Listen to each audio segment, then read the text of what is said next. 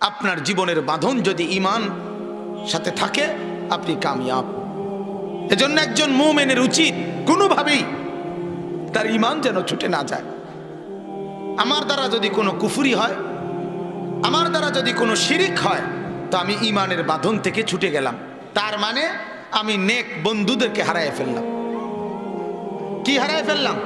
আমি ইবলিসের দলে চলে গেলাম, আমি ফেরাউন আর নমরুদের কাতারে ঢুকে গেলাম।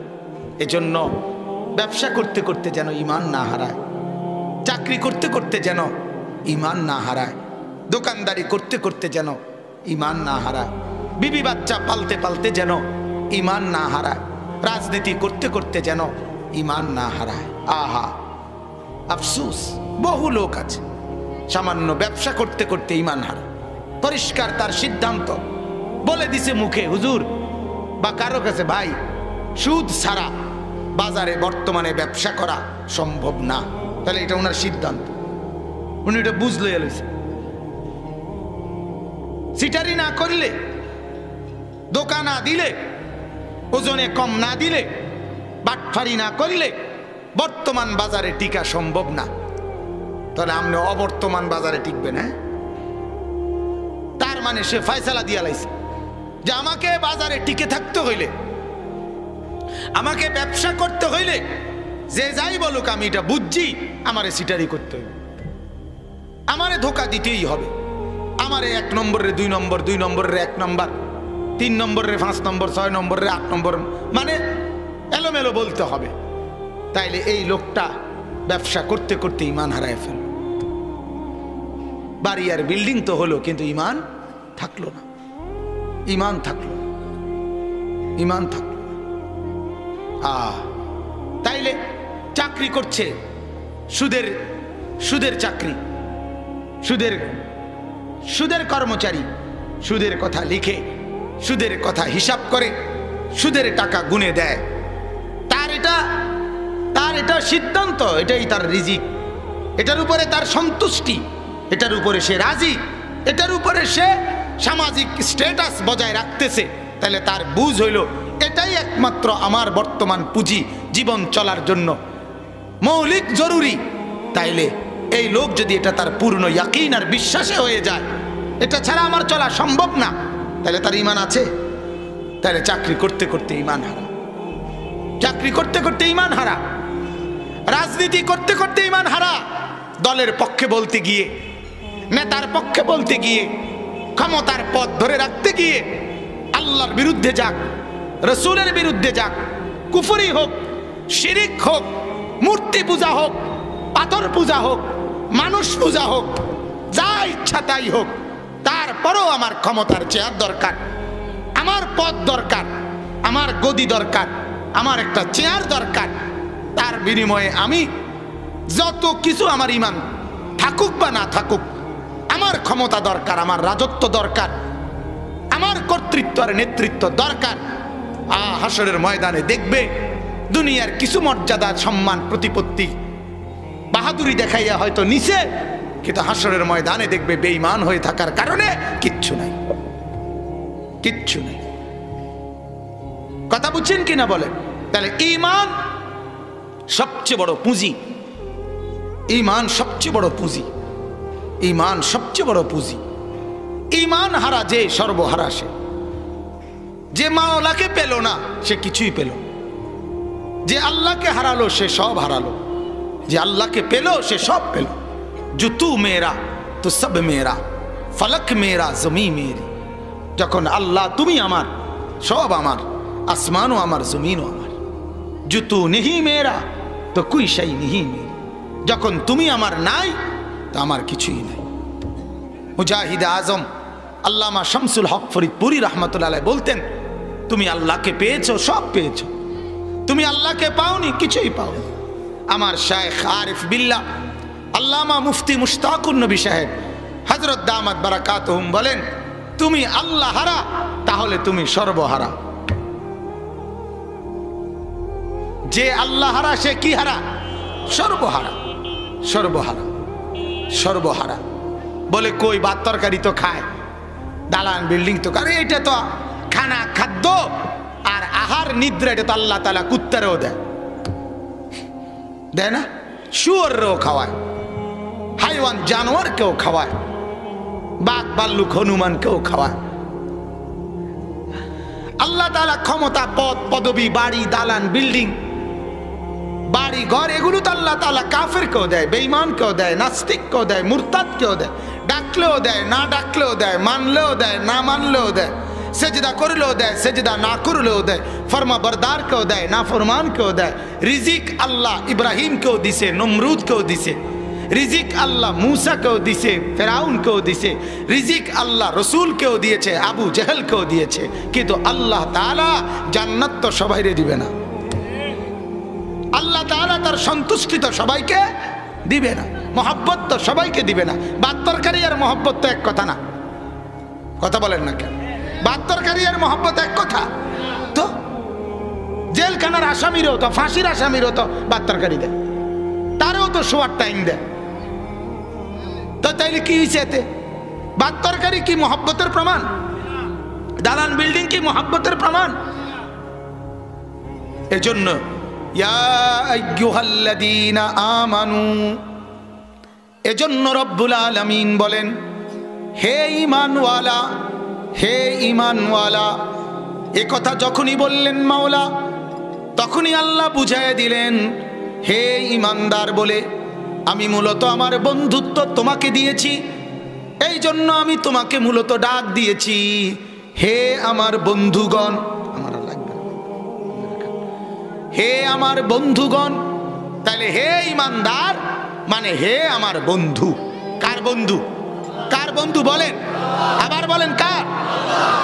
তাহলে ঈমান যেন না হারায়, কুফর যেন না হয়, শিরিক যেন না হয়।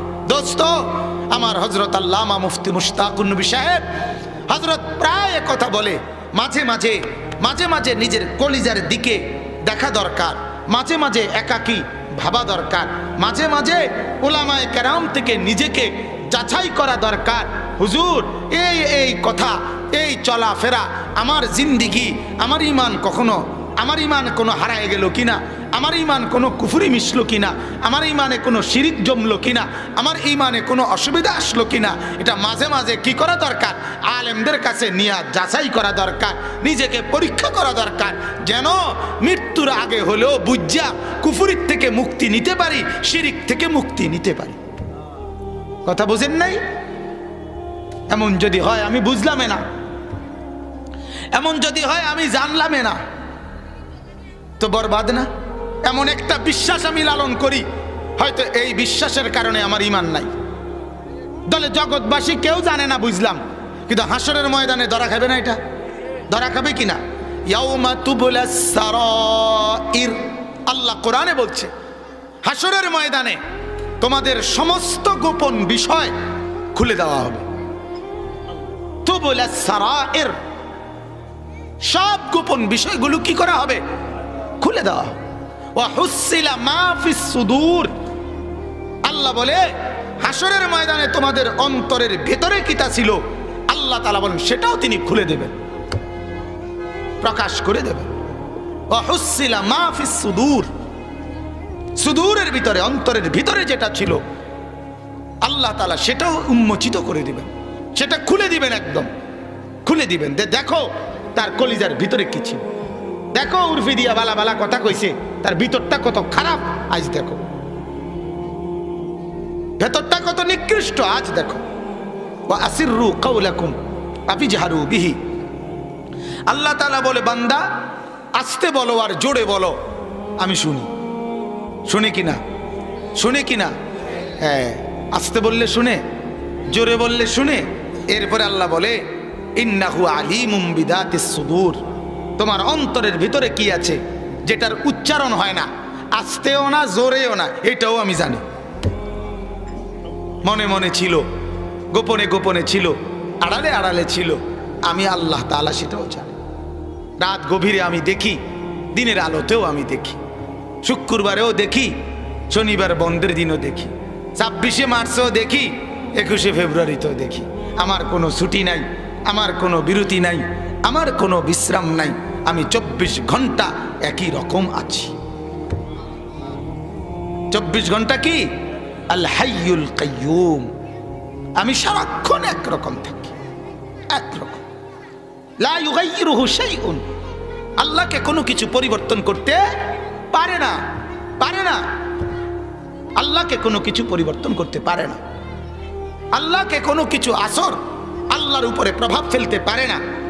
লা তুদরিকুহুল আবসার, কোন চোখ আল্লাহকে দেখতে পারে না। ওয়াহুয়া ইউদরিকুল আবসার, সব চোখ তিনি একাই দেখেন। ওয়াকাফা বিহি বিযুনুবি ইবাদিহি খাবীরা, আল্লাহ বলে আমার সব বান্দাদের গুনাহগুলোর হিসাব রাখার জন্য কেউ না থাকলো, আমার ফেরেশতারা যদি ডিউটিও না করে, আমি একাই যথেষ্ট। ওয়াকাফা, ওয়াকাফা, আমি একাই যথেষ্ট। বালা ইন্না রাব্বাহু কানা বিহি বাসীরা, আল্লাহ বলে আমি রব সারাক্ষণ আমার বান্দাদেরকে চোখে চোখে রাখি। কিভাবে রাখেন? চোখে চোখে রাখি। সারাক্ষণ তুমি আমার নজরে নজরে আছো, এক সেকেন্ড তুমি আমার নজরের বাইরে। আল্লাহর নজরের বাইরে কখন? বলেন না কেন? আছেন আপনারা? সম্ভব?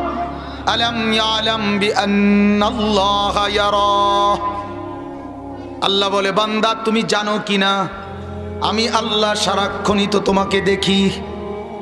রাত 2টা বাজে যেই যুবক মোবাইলে উলঙ্গ ছবি দেখে, অশ্লীল জিনার ব্যভিচারের দৃশ্য দেখে, রব্বুল আলামিন আরশ আজিম থেকে ডাক দিয়ে বলে বান্দা তুমি ভেবেছো মা ঘুমায় গেছে, তুমি ভেবেছো বাবা ঘুমায় গেছে, তুমি ভেবেছো জগৎবাসী ঘুমাইছে, কিন্তু আমার বান্দা আমি মাওলা তো জেগে আছি বান্দা, আমি তো দেখছি বান্দা, আমি যে দেখছি, আমি যে দেখছি।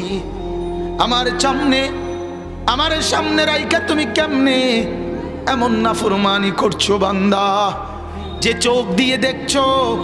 আলাম নাজাল লাহু আইনাইন, আল্লাহ বলে বান্দা বলো তো একবার এই চোখ কি আমি দেই নাই?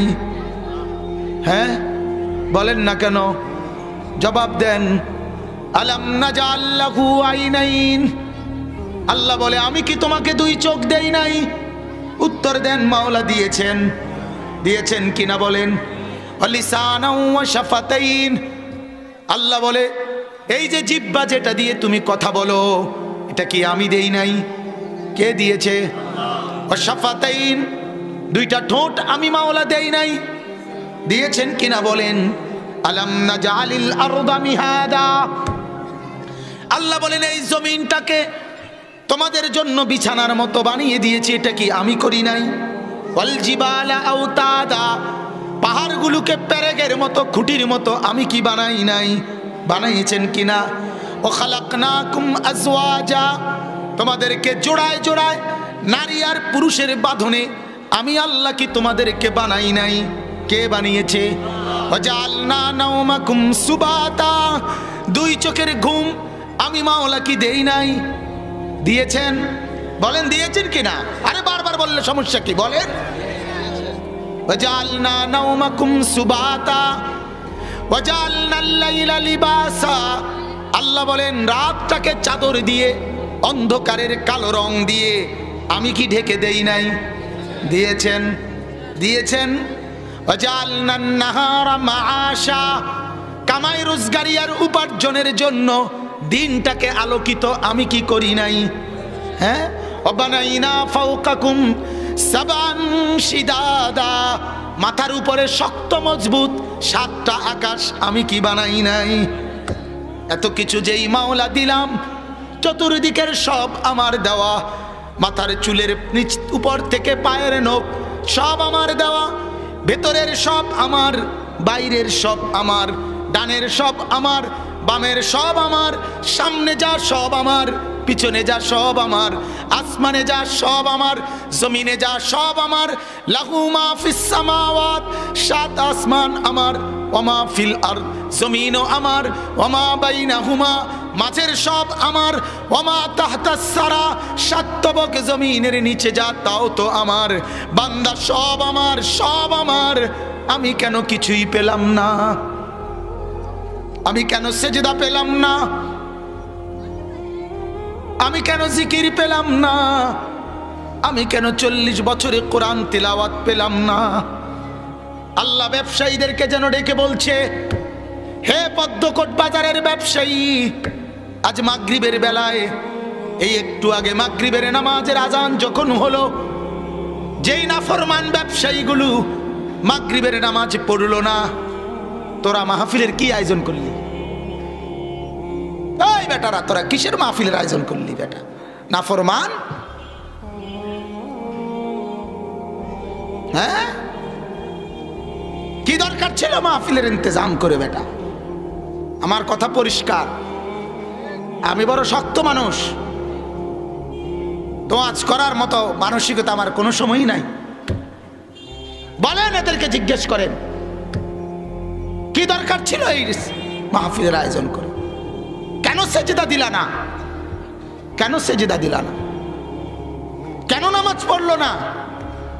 বলেন।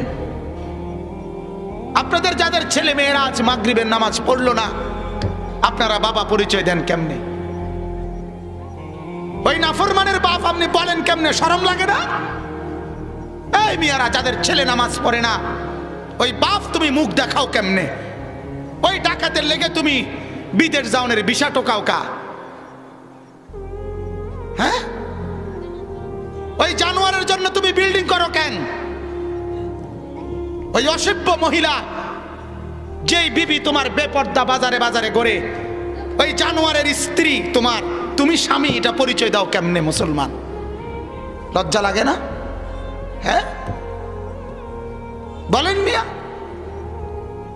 হায় হায় হায় হায়, এক ওয়াক্ত নামাজ পড়ে না ছেলেটা, অপদার্থ বাপ, হেতির লেগে বিল্ডিং করে, তার লেগে বিদেশে টিয়া টোয়া, সুদে টিয়া লয়, তার জন্য কিস্তি লয়, তার জন্য। মুসলমান, লজ্জা গেছে ছেলেরও, লজ্জা গেছে বাপেরও। কথা বোঝেন নাই? শরম গেছে গা মেয়েরও, শরম গেছে গা মারও। সমস্যা হয়েছে একদিক যদি ভালো থাকতো তাইলেও কি হইতো, সমাজটা আর একটু ভালো হইতো। মা বাপ যদি মজবুত হইতো যে বেনামাজি সন্তান আমি ফালতাম না, তরে আমি টাকা দিতাম না। আমি জীবনে একবার, শুধু একবার, জীবনে একবার আব্বারে বলছিলাম, আব্বা আমি এই মাদ্রাসায় পড়তাম না, আমার আরেকটা মাদ্রাসায় ভর্তি করাই দেন। মাদ্রাসায় পড়তাম না এটা বলি নাই, শুধু এডেট পড়তাম না কইছিলাম একটা মাদ্রাসার ব্যাপারে। আমার আব্বা বলছিল, এখন বাইর বাইর, ঘরের তে বাইর, তুই এখন তোর খরচা দিয়া তুই টাকা কামাই করে তুই ফরস বা না ফর, তোরটা তুই বুঝ কর। তো এনে আর এক রাতের যে বাকি বেলা ভাত এনে খাইতে না। আমার আব্বা বড় শক্ত মানুষ, কড়া মানুষ ছিলেন। সকালবেলা ফজরের পরে আর আব্বাই কখন লাগছেন, আমি এমনি মাদ্রাসাত গেছি গা, আমি বুঝছি এবারটা যে শক্ত লক্ষণ বালা না। হ্যাঁ, বাবার সেই কঠোর শাসন, কোথায় সেই বাপ? ঘরের বারান্দায় বসছি মোড়া দিয়া, মা ডাক দিয়ে বলছে, আনিস ভিতরে আয়। আমি বলছি, মা কি লেগে আইলাম? ওই ঘরের মেয়ে, কাজের মেয়ে জানালা দিয়া তাকায় রয়েছে আমগো দিকে। আমি বলছি, মা আমি দেখি নাই। করে তো আমি দেখছি, তুই দেখছত না?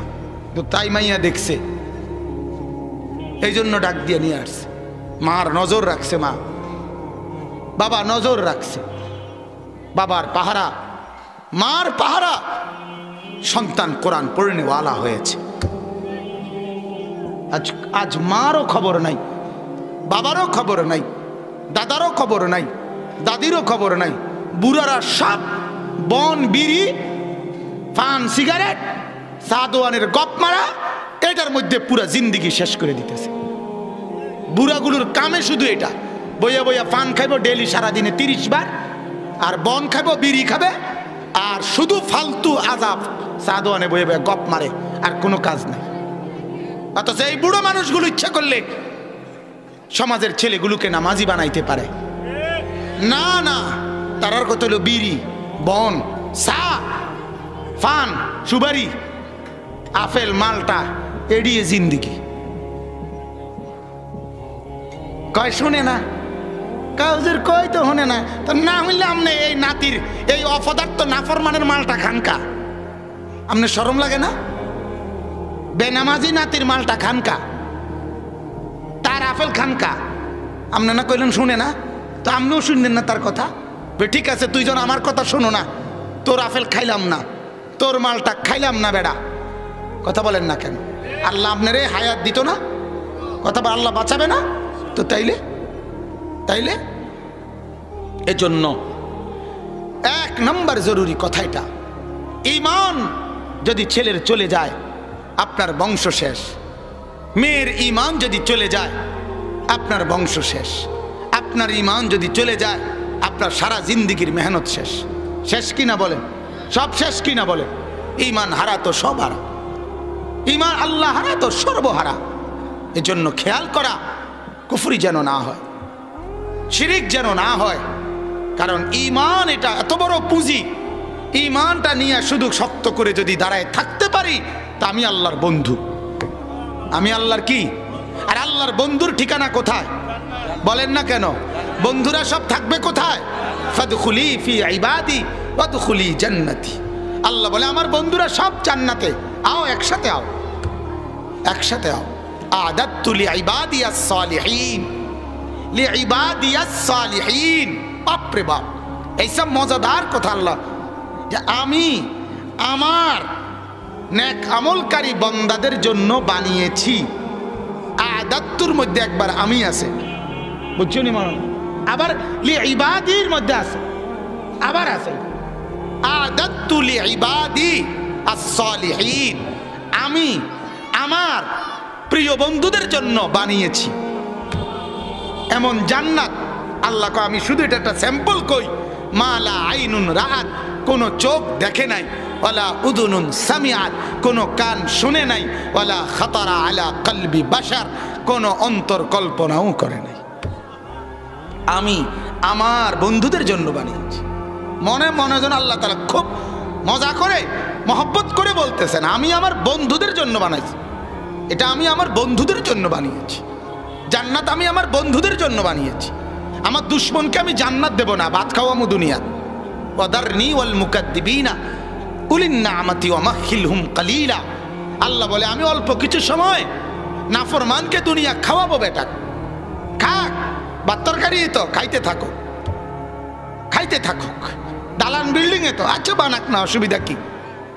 আমারে না ডাক্কেও তো কাফেররা আমি এত বড় বিল্ডিং দিছি, তো তারে দিতে আর অসুবিধা রাখি, ঠিক না বলেন? ইয়া আইয়ুহাল্লাযীনা আমানু, হে ঈমানদারগণ, হে মুমিনগণ, হে আমার বন্ধুগণ। এজন্য তাফসীরের মধ্যে আছে এই ডাক যখন কোনো মুমিন শুনে সর্বপ্রথম তার উচিত খুশিতে তার মনটা বেচাইন হয়ে যাওয়া, খুশিতে তার মনটা আনন্দে আত্মহারা হয়ে যাওয়া, যে আমার মাওলা আমার ঈমান গ্রহণ করে নিয়েছেন, বিনিময়ে আমাকে তিনি ঈমানদার বন্ধু বলে ডাক দিয়েছেন, ঠিক কিনা বলেন? এটা খুশি হওয়া উচিত। এজন্য হাদিসের মধ্যে আছে আল্লাহর নবীর একজন সাহাবী উবাই ইবনে কাব, সাইয়্যিদুল কুররা, সাহাবীদের মধ্যে সবচেয়ে সুন্দর কোরআন পড়তেন যিনি, হযরতে উবাই ইবনে কাব। আল্লাহর নবী একদিন ওনাকে ডাক দিয়ে বললেন, হে উবাই আকরিনি, তুমি আমাকে একটু কোরআন পড়ে শোনাও। আল্লাহ তোমার নাম নিয়ে আমাকে বলেছে তোমার কণ্ঠে কোরআন শুনতে। হযরতে উবাই ইবনে কাব বললেন, আসাম্মানি আল্লাহ। ও নবী, কি বললেন এটা বুঝলাম না। আল্লাহ বুঝি আমার নাম নিছে? আল্লাহর নবী বললেন, হ্যাঁ তোমার নাম নিয়েছে। এবার উনি আবার বলে, আসাম্মানি আল্লাহ। নবী, আমার নাম বুঝি আমার মাওলা নিছে? আল্লাহর নবী বললেন, হ্যাঁ তোমার নাম। উনি আবারও বললেন, আসাম্মানি আল্লাহ। নবী গো, আমার নাম বুঝি নিছে মাওলা? আল্লাহর নবী বলেন, হ্যাঁ তোমার নাম নিয়েছে। কিতাবের মধ্যে তাফসীরে আছে ফাবাকা। উবাই ইবনে কাব এবার কাঁদতে শুরু করছে আর চিৎকার করে বলে, নবী গো, আমার জীবনে এর চাইতে বড় পাওয়ার কি হইতে পারে? আমার মতো গোলামের নাম আমার মালিক নিয়েছে। এই খুশিতে উনি আর আত্মহারা হয়ে গেছে, কান্না শুরু করছে যে আল্লাহ আমার নাম নিছে, আল্লাহ আমার নাম। তো ইয়া আইয়ুহাল্লাযীনা আমানু, একথা বলে আল্লাহ বলছে আমার বন্ধু এদিকে আসো, শোনো। মনে হয় যেন এখানে আল্লাহ আমার নাম নিয়েছে, ঠিক কিনা বলেন? আল্লাহ আমার ঈমান কবুল করেছে, এজন্যই তো আমার হে মুমিন, হে বন্ধু বলে ডাক দিয়েছে। যেই জন্য প্রতিটি মুমিন আল্লাহর বন্ধু। প্রতিটি মুমিন কার বন্ধু? প্রতিটি মুমিন আল্লাহর বন্ধু। প্রতিটি মুমিনের বন্ধু আল্লাহ, মুমিনের বন্ধু আল্লাহ, আল্লাহর বন্ধু মুমিন। আমার ভালোবাসা আল্লাহর জন্য। আল্লাহ বলেন তোমার আমার ভালোবাসাও তোমার জন্য, আমিও রাজি তুমিও রাজি, हम यहाँ से तुम वहाँ से, दोनों जानिब से इशारा हुआ, দুই দিক থেকেই ইশারা। এজন্য আল্লাহর ওলিরা বলতেন, আল্লাহর পেয়ারা বান্দারা আল্লাহর মহব্বত যখন দিলে বসে যাইতো তখন বলতেন যে দারে দেখতা হো তু হি তো, হাজার মে সাজার মে তু হি তো। মাওলা এবারে যেদিকে তাকাই তোমাকেই দেখি মাওলা, পাহাড়ে দেখি তোমাকেই, সাগরে দেখি তোমাকেই, গাছে দেখি তোমাকেই, পাথরে দেখি তোমাকেই, যে ধারে দেখতা হো তু হি তু, তোমাকেই শুধু দেখি। আল্লাহ ওয়ালারা এমন হয়ে চতুর্দিকে তখন কাকে দেখে? আল্লাহকেই দেখে, আল্লাহকেই দেখে, আল্লাহকে। ইয়া আইয়ুহাল্লাযীনা আমানু, এটা আল্লাহ তাআলার বড় মহব্বতের শব্দ। এই শব্দটাকে, এই ডাকটাকে কদর করা উচিত। কি করা উচিত বলেন না? কদর করা, বড় কদর করা উচিত। এরপর আল্লাহ বলেন ইত্তাকুল্লাহ, ইত্তাকুল্লাহ। তোমাকে বলছি আমার বন্ধু, তোমাকে বলছি আমাকেই ভয় করিও। কাকে ভয় করো? আমি সারাক্ষণ তোমাকে সঙ্গ দেব, তুমি শুধু আমাকে ভয় করো। তুমি কারো পেরেশানি করবা না, তুমি কারো ধার ধারবা না, তুমি কারো কাছেই যাবা না, কাউকেই ডাকবা না, কারো ফিকিরি করবা না, শুধু আমাকে। শুধু কাকে? শুধু আমাকে। আল্লাহ রাসূল সাল্লাল্লাহু আলাইহি ওয়াসাল্লাম বলেন হযরত ইবনে আব্বাসকে, ইহফাজিল্লাহ ইয়াহফাজকা। নবীজি তার সাহাবী আব্দুল্লাহ ইবনে আব্বাসকে বলে যে হে ইবনে আব্বাস, ইহফাজিল্লাহ, তুমি তোমার আল্লাহকে হেফাজত করো, আল্লাহ তোমাকে হেফাজত করবে। ইহফাজিল্লাহ তাজিদহু তুজাহাকা, আল্লাহকে হেফাজত করো, সারাক্ষণ আল্লাহকে তোমার কাছেই পাবে, আল্লাহকে কাছেই পাবে। বান্দা যখনই বলে আল্লাহ, আল্লাহ বলে লাব্বাইক ইয়া আব্দি। বান্দা বলে আল্লাহ, আল্লাহ বলে আমার বান্দা আমি হাজির, বলো। বান্দা আবার বলে আল্লাহ, আল্লাহ বলে লাব্বাইক। বান্দা আবার বলে আল্লাহ, আল্লাহ আবার বলে লাব্বাইক। বান্দাকে আল্লাহ বারবার বলে বলো না কি বলবা, বলো না, বলো না কি বলো। বান্দা কিছুই বলে না, শুধু বলে আল্লাহ আল্লাহ, সুবহানাল্লাহ, আলহামদুলিল্লাহ, লা ইলাহা ইল্লাল্লাহ, আল্লাহু আকবার। আল্লাহ বারবার বলে আচ্ছা বলো না কি বলবা, বলো না। তো বান্দা বারবার এটাই বলে। আল্লাহ বলে বুঝছি তুমি আমারে ডাকতে মজা পাইছো, ঠিক আছে ডাকতে থাকো আমাকে, দিতে থাকি আমি তোমাকে। তুমি আর বলইও না, যাও কইই না, তুমি আমাকে ডাকো, যাও ডাকতে, যেহেতু মজাই পাইছো চলো ডাকো, আমি দেব। মান শাগালাহু যিকরি আন মাসআলাতি আতাইতুহু আফদালা মিম্মা উতিয়াস সাইলিন।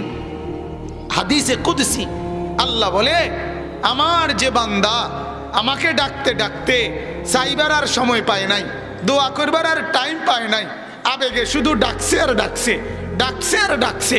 আল্লাহ বলে জগতের যতজনে ছাইয়া ছাইয়া যে যা বাত্তে নিছে আমার ডাকনেওয়ালা বান্দাকে না চাইতে আমি তার চাইতে বেশি দিয়ে আতাইতুহু আফদালা মিম্মা উতিয়াস সাইলিন। যা বেটা আমি এমনি দিমু, যা তোর কি লাগবে আমি জানি। জানে না বিবি অসুস্থ মাওলা জানে না, ছেলে বিদেশ মাওলা জানে না, মেয়ে জামাইয়ের বাড়ি মাওলা জানে না, বাজারে দোকান মাওলা জানে না, শরীরে একটু অসুবিধা মাওলা জানে না, জানে না বলে। আল্লাহ বলে আমি তো সব জানি, তুই কইলে যা কইবি এটা আমি এমনিই জানি। তো ঠিক আছে তুই আমারে ডাক, আমি তোরে দিতে থাকি। ইত্তাকুল্লাহ, কাকে ভয় করো? আল্লাহকে। আল্লাহকে মনে রাখো, আল্লাহকেই মনে রাখো, আমাকেই। ইহফাজিল্লাহ তাজিদহু তুজাহাক, সামনেই পাবা আল্লাহকে। ইদা সাআলতা ফাসআলিল্লাহ। আল্লাহ বলে, নবীজি বলে, হে ইবনে আব্বাস, এখান থেকে উঠাউঠি দরকার, আমরা এখানেই নামাজ পড়বো ইনশাআল্লাহ, ঠিক আছে না? মসজিদ আছেই তো এখানে। আল্লাহ রাসূল বলেন, ইদা সাআলতা ফাসআলিল্লাহ, যা কিছু চাইবা আল্লাহর কাছে চাইবা। ওয়া ইযা ইসতাআনতা ফাসতাইন বিল্লাহ, যত সাহায্য দরকার আল্লাহর কাছে চাইবা। কার কাছে? এরপরে নবী আরো বুঝাই দিয়েছে, দেখেন কথাইটারে আল্লাহ রাসূল এত শক্ত করছে, কয় যে ওয়ালাম, মনে রাখো, আন্নাল উম্মাতা লাউ ইজতামাআত আলা আন ইয়ানফাউকা বিশাইইন লাম ইয়ানফাউকা ইল্লা কাদ কাতাবাহু আল্লাহু লাক। কয় যে আল্লাহর কসম, মনে রাখো, গোটা পৃথিবী যদি একত্রিত হয় তোমার একটা উপকার করবে, নবী বলেন কোনো উপকার করতে পারবে না, শুধু সেটাই হবে তোমার যেটা আল্লাহ তোমার জন্য লিখে রাখছেন। কে লিখে রাখছেন?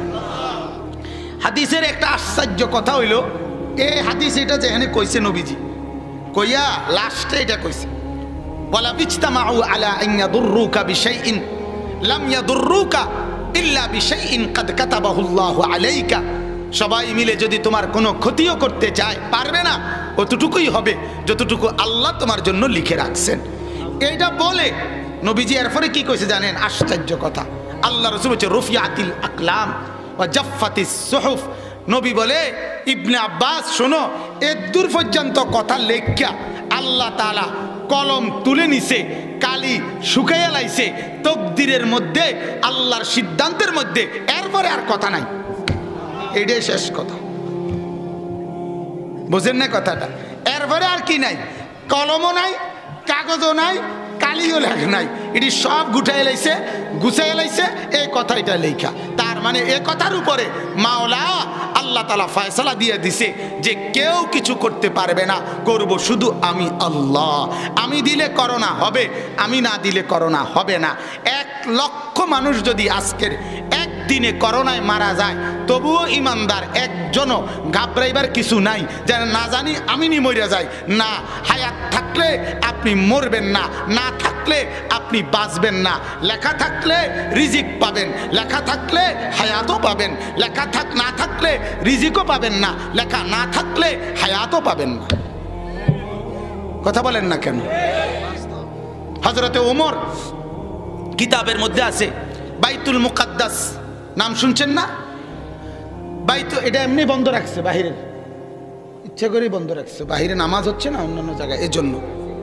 ঠিক আছে, তো শুনেন, হযরত ওমর রাদিয়াল্লাহু তাআলা আনহু বাইতুল মুকাদ্দাস, যখন বাইতুল মুকাদ্দাসের খ্রিস্টানরা ওমরের জামানায় সিদ্ধান্ত দিছে যে ওমর যদি আইসা সরাসরি মদিনার থেকে আইসা কাগজে সন্ধি চুক্তিতে সই করে, তাইলে আমরা বাইতুল মুকাদ্দাস তোমাদের মুসলমানদের হাতে ছেড়ে দিব। কথা বুঝছেন? হযরত আবু উবায়দা ইবনুল জাররাহ রাদিয়াল্লাহু তাআলা আনহু ছিলেন তখন সেনাপতি, ওইখানে যুদ্ধরত। উনি খবর পাঠাইছেন মদিনায়, হযরত ওমর রাদিয়াল্লাহু তাআলা আনহু খবর পাঠাইছে, আমি আসতেছি অমুক দিন এতটার সময়, মানে এতটুকুর ভিতরে আমি আইসা পৌঁছব। একজন মাত্র গোলাম নিয়া এই মদিনা থেকে ওমর জেরুজালেম, বাইতুল মুকাদ্দাস, আজকের ফিলিস্তিন, এখানে আসছেন একজন গোলাম একটা উট নিয়া। তো লিখছে কিতাবে যে আসার পরে এই বাইতুল মুকাদ্দাসের গির্জার পাদ্রীরা সবাই মিলে খবর পাঠাইছে, ওই আবু উবায়দা সেনাপতি যে মুসলমানদের, উনি বেহেশতের সুসংবাদ প্রাপ্ত একজন, আবু উবায়দা ইবনুল জাররাহ। তো ওনার কাছে বলছে যে তোমাদের আমিরুল মুমিনিন ওমর, তাকে শুধু একা ভিতরে আইতে হইব, গির্জার ভিতরে ওমর শুধু একা আসবে, একা এসে সই করবে, তোমরা কেউ আসতে পারবে না, একজন লোকও না। হযরত ওমরের কাছে হযরতে আবু উবায়দা উনি বলতেছে, আমিরুল মুমিনিন, আমরা এমন চুক্তি মানি না, এমন চুক্তির সইও লাগতো না, আপনি একা যাবেন দুশ্মনদের ভিতরে, আর আমরা সব কেউ যাব না, আমরা আপনার নিরাপত্তার ব্যাপারে আশঙ্কা করতেছি, যদি তারা একাকী থাকার কারণে আপনাকে আক্রমণ করে। কথা বলেন না? একটা সম্ভাবনা তো আছে, যৌক্তিকতা তো আছে এই কথার, ঠিক না? হযরত ওমর রাদিয়াল্লাহু তাআলা আনহু কিতাবে আছে, স্পষ্ট বলছে, আবু উবায়দা তুমি আমাকে ছাড়ো, ছাড়াও তুমি, আমি একাই ভেতরে যাব। জানো না কুল লান ইউসিবানা, এই আয়াত তখন পড়ছে ওমর, কুল লান ইউসিবানা ইল্লা মা কাতাবাল্লাহু লানা। আল্লাহ বলছে হে নবী বলে দেন আমাদের কিছুই হবে না, তাই হবে যা আল্লাহ লিখে রাখছেন। কুল লান ইউসিবানা ইল্লা মা কাতাবাল্লাহু লানা হুয়া মাওলানা। আল্লাহ বলছে তিনি তোমাদের মাওলা, অভিভাবক। ওয়া আলাল্লাহি ফালিয়াতাওয়াক্কালিল মুমিনুন, মুমিনের উচিত শুধুমাত্র আল্লাহর উপরেই ভরসা করা। এই আয়াত সূরা তাওবার মধ্যে আছে। হযরত ওমর এটা পড়তে পড়তে ভিতরে ঢুকছেন, ভিতরে ঢুকার পরে নিজে সই করছেন, একাই একাই। খ্রিস্টান পাদ্রীরা চতুর্দিকে দাঁড়ানো, কিতাবে লিখছে নামাজের ওয়াক্ত হইছে, খ্রিস্টান পাদ্রীরা বলতেছে ওমরকে, ওমর তুমি একাই গির্জার মধ্যে নামাজ পড়ে নাও এক পাশে, আমরা তোমাকে অনুমতি দিলাম। আমিরুল মুমিনিন ওমর বলতেছে না আমি নামাজ এখানে পড়বো না। বলছে না কোনো অসুবিধা নাই, এক পাশে তুমি পড়ো, আমরা অনুমতি দিলাম। বলে যে না পড়বো না আমি, কারণ এখানে যদি আমি এখন নামাজ পড়ি অদূর ভবিষ্যতে একদিন মুসলমানরা এই কথার অজুহাত দেখাইয়া তোমাদের থেকে গির্জা নিয়ে নিবে, বলবে যে আমাদের খলিফা আমিরুল মুমিনিন এখানে কি পড়ছিল, নামাজ পড়ছিল। হতে পারে তোমাদের ক্ষতি হইতে পারে, তোমাদের গির্জা তোমাদের হাতছাড়া হইতে পারে। আমি চাই না, আমি বাইরে গিয়েই আমার অনুসারী তাদের সাথেই আমি গিয়ে নামাজ পড়ব। ইনসাফ, ইনসাফ, আদল। وإذا حكمتم بين الناس أن تحكموا بالعدل। এটা ইসলাম, এটা ইসলাম। পৃথিবীতে মুসলমানদের মতো, মুসলমান বাদশাদের মতো, মুসলিম শাসকদের মতো আদল আর ইনসাফ কেউ দেখাইতে পারে না, কেউ না। এই ভারতীয় উপমহাদেশে মুঘল বাদশারা বাদশাহী করছে মুসলিম, ইতিহাসের পাতায় তারা যতটুকু ইনসাফ, বাদশাহ ঔরঙ্গজেব, বাদশাহ আলমগীর যাকে বলতো, জহিরুদ্দিন মোহাম্মদ বাবর, এই মানুষগুলো যে পরিমাণ ইনসাফ দেখাইছে হিন্দুদের উপরে, হিন্দুদের উপরে আল্লাহর কসম, আল্লাহর কসম, ভারতের হিন্দুরা এই নিকৃষ্টরা তারা মুসলমানদের উপরে তার 1,00,000 ইনসাফও দেখাইতে পারে নাই। এই জন্য কেউ দেখাইতে পারে নাই। তাদের আগেরও হিন্দুরাও, হিন্দু শাসকরাও মুসলমানদের উপরে এই ইনসাফ দেখাইতে পারে নাই। আজকের নরেন্দ্র মোদী এই বেটাও দেখাইতে পারে নাই, কখনোই পারে নাই। এজন্য দেশের বিরুদ্ধে কেউ কিছু বলে না, রাষ্ট্রের মাতৃভাষার বিরুদ্ধে কেউ কিছু বলে না। স্বাধীনতা আমারও অধিকার, 26শে মার্চ আমারও পবিত্র দিন, 26শে মার্চ আমারও দেশের ঐতিহ্য, আমি ওই দেশের নাগরিক, আমি ওই দেশের ভাত মাছ খেয়ে বড় হওয়া মানুষ। এটা নিয়ে কারো কোনো মাথা নাই, মাথা ব্যথা নাই। কিন্তু মুসলমানদের রক্তের বন্যা বাঁচাইছিল সে, এই কথার প্রতিবাদ করেছে ওলামায়ে কেরাম। কেউ না শুনুক, কোনো অসুবিধা নাই। সমস্যাটা কি? কারো কানে না যাক, কিন্তু ইনসাফের কথা তো বলতে হবে, ঠিক কিনা বলেন না? সত্যের আওয়াজ তো তুলতে হবে, হকের কণ্ঠ তো বলতেই হবে। সোজা কথা, কেউ না শুনুক, কিছে না শুনলে অসুবিধার কি? নবীজি 23 বছর দাওয়াত দিছে, সবাই ঈমানওয়ালা হয়েছে, কথা বলেন না কেন? নূহ আলাইহিস সালাম 950 বছর কালেমার দাওয়াত দিছে, সব ঈমানদার হয়ে গেছে, তো অসুবিধাটা কি? সমস্যা কি? এরপরও কেউ না মানুক, এরপরও ইমানদার বলবেই বলবে, বলবে কি না বলেন না? ইমানদার বলবেই বলবে, আলেমে দিন বলবেই বলবে। বল জান থাকুক আর না থাকুক, হায়াত থাকুক আর না থাকুক, ইমানদার বাঁচলেও অসুবিধা নাই, ইমানদার মরলেও অসুবিধা নাই। করোনায় মরলে অসুবিধা কি? কথা বলেন না কেন? করোনায় মরণ কি কবিরা গুনাহ? সর্দি কাশি কি কবিরা গুনাহ? তো অসুবিধা কি? করোনায় মরলে যে কথা, ডায়াবেটিসে মরলে এই কথা, কথা বলেন না। ফেডার অসুখে মরলে অসুবিধা কি? উষ্টা খাইয়া পড়লে মরলে অসুবিধাটা কি? হ্যাঁ, করোনা লইয়া এত শিক্ষারণের কি আছে আমার? মালিকরে বলং বরা, আপনি নিলে নেন, রাখলে রাখলেন, থাকলেও আমি আপনার লগে আসি, আপনি কবরে নিলেও আপনার লগে আসি, কথা বললেন। থাকলেও আপনার এই চেষ্টা করুন, না রাখলেও আপনার লগেই থাকুন, এন অসুবিধাটা কি? হ্যাঁ, ও হায়াতি ও মামাতি, আমার হায়াতও আপনার জন্য, আমার মরণও আপনার জন্য।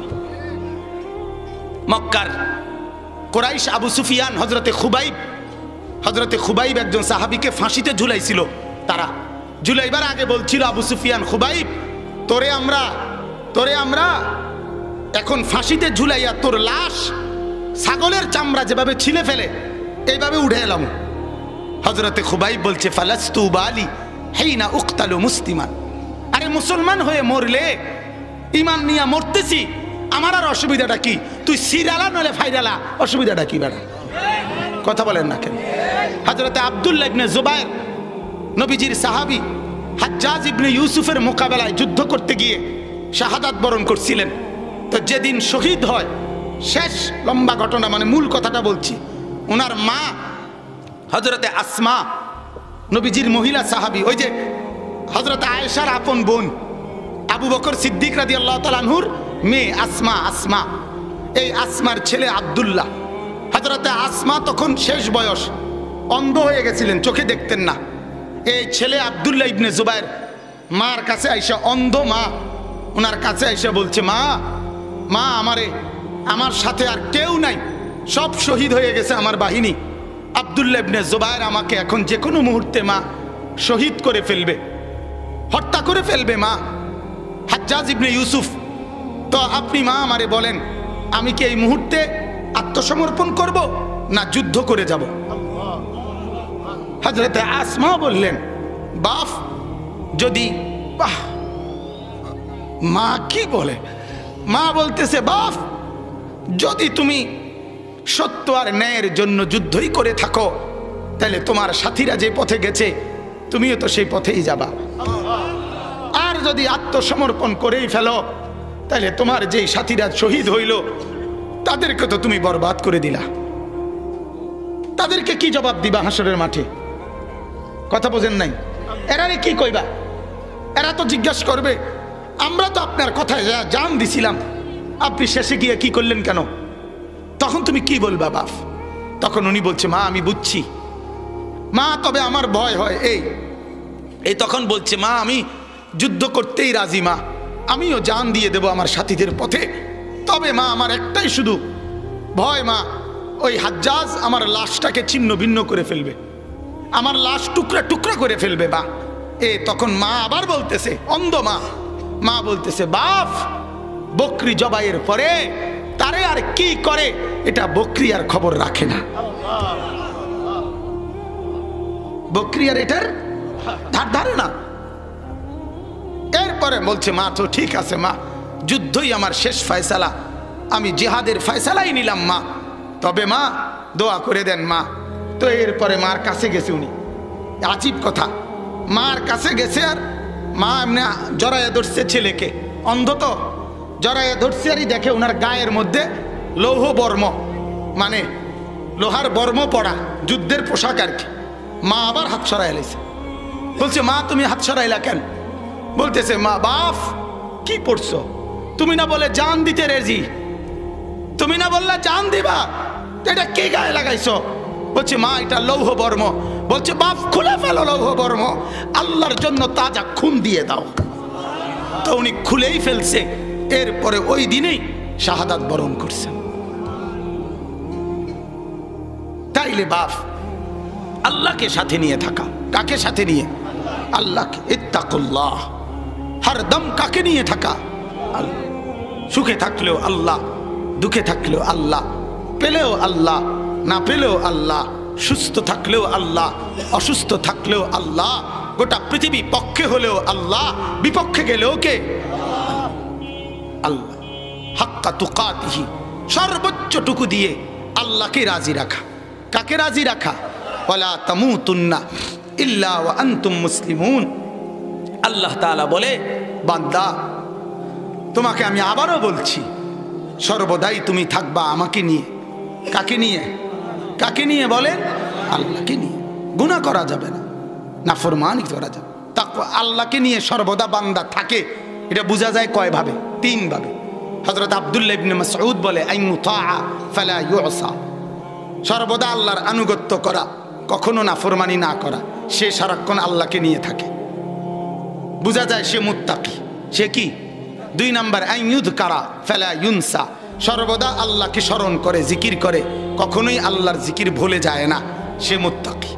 3 নাম্বার আইয়ুশকারা ফালা ইয়াকফুর, সর্বদাই আল্লাহর শুকর আদায় করে, কখনোই কুফরি অকৃতজ্ঞতা করে না, সে মুত্তাকি। 3 জিনিস যার মধ্যে আছে, 3 জিনিস। 1 নাম্বার হলো ইতাআত, আল্লাহ তাআলার সর্বাবস্থায় আনুগত্য করা। আল্লাহ আপনি বললে করব, আপনি মানা করলে করতাম না। আপনি আদেশ করলে রাজি, আপনি নিষেধ করলেও রাজি। আপনি এমনি কইলেও রাজি, আমি হেমনে কইলেও রাজি। আপনি গতকাল বলছেন দুপুরে ভাত খাইও, আজকে চাঁদ উঠাইয়া কইছেন আগামীকাল দুপুর থেকে ভাত খাইও না, আমি বলছি মাওলা আমি রাজি। গতকাল খাইতে আসছি, আপনি কইছেন, আজকে কইছেন খাইতাম না, আমি রাজি। ঠিক না বলেন?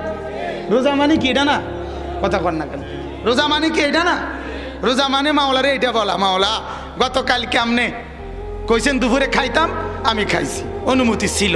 আজকে চাঁদ উড়াইয়া কইছেন কালকের থেকে আর কি খাইতে না, ভাত তরকারি খাইবা না, আমি খাবো না। এটারে বলা হয় ইতাআত। আপনি বললে রাজি, আপনি নিষেধ করলেও কি রাজি। রাজি, আপনার খুশি আমার খুশি, আপনার ফয়সালাই আমার ফয়সালা, আপনার রায় আমার রায়। আর 2 নাম্বার হলো জিকির। 2 নাম্বার হলো কি?